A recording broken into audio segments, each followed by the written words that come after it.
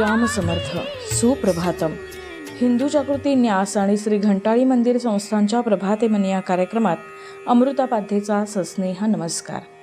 श्री ब्रह्मचैतन्य महाराज गोंदवलेकर प्रवचने 25 नोव्हेंबर. विषय वासना इत्यादी सोडून भगवंताला शरण जावे. भगवंताचे अस्तित्व जिथे पाहावे तिथे आहे. भगवंताचे मर्म ओळखायला मी कसे वागावे हे प्रथम पाहावे. भगवंत आहे की नाही हे जाणण्याकरता आपल्याला बुद्धी दिली आहे. भगवंत निश्चित आहे हे काहींना अनुभवाने कळले. आपण त्यांचे आप्तवाक्य प्रमाण मानले. भगवंताचे अस्तित्व जर निश्चित आहे तर त्याची ओळख तरी कशी करून घ्यावी. बीजगणितामध्ये उदाहरण सोडवताना एक अज्ञात क्ष घ्यावा लागतो. उदाहरणाचे उत्तर येईपर्यंत त्या क्षची खरी किंमत काय आहे हे आपल्याला कळत नाही, पण तो घेतल्याशिवाय चालतही नाही. त्याप्रमाणे जीवनाचे कोडे सोडवण्यासाठी आज अज्ञात असा भगवंत आपल्याला गृहीत धरलाच पाहिजे. त्या भगवंताचे खरे स्वरूप जीवनाचे कोडे सुटेल त्यावेळी आपल्याला कळेल. खरोखर जन्ममरणापासून मुक्त होण्याचा मार्ग जो आपल्याला दाखवतो तो खरा आप्त. भगवंताला सर्वात अधिक काय आवडते हे संतांनी सांगून टाकले. ते म्हणजे आपण विषय वासना इत्यादी सर्व काही सोडून भगवंताला शरण जावे. आपण नेहमी विषयांना शरण जातो. भगवंताला जो शरण गेला त्याला जगाची भीतीच नाही उरत.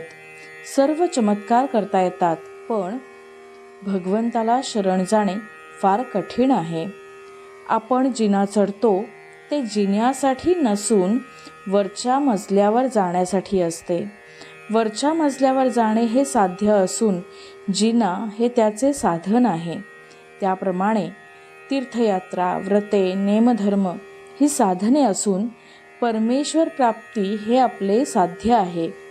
पण परमेश्वर प्राप्ती बाजूलाच राहिली आणि आपण साधनालाच घट्ट धरून बसलो आहोत. याला काय करावे? मूळ भगवंत हा निर्गुण, निराकार आणि अव्यक्त आहे, पण मनुष्य त्याला आपल्या कल्पनेमध्ये आणतो. आपल्या ठिकाणी असणारे गुण पूर्णत्वानी त्या भगवंताच्या ठिकाणी आहेत अशी आपण कल्पना करतो. याचा अर्थ असा की आपण प्रथम भगवंताला जडामध्ये पाहतो आणि मग त्याच्या नामाकडे जातो. भगवंतानी केलेली ही सृष्टी आहे तशीच सर्व जरूर आहे.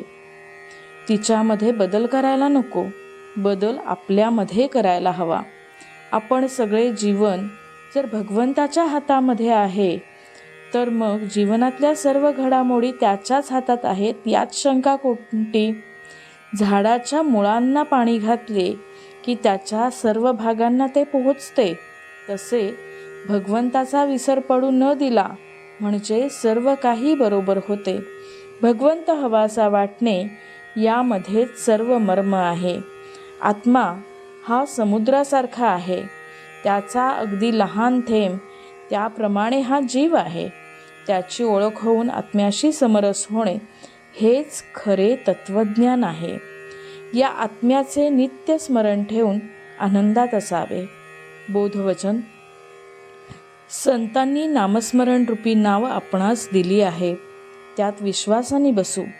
संत कर्णधार आहेत, ते आपणास पैलतीर नेतील. मंडळी, रामरायाचे आणि श्री घंटाळी देवीचे शुभाशीर्वाद तुमच्या सर्व कुटुंबावर अक्षुण्य राहोत ही प्रार्थना. जानकी जीवन स्मरण. जय जय राम.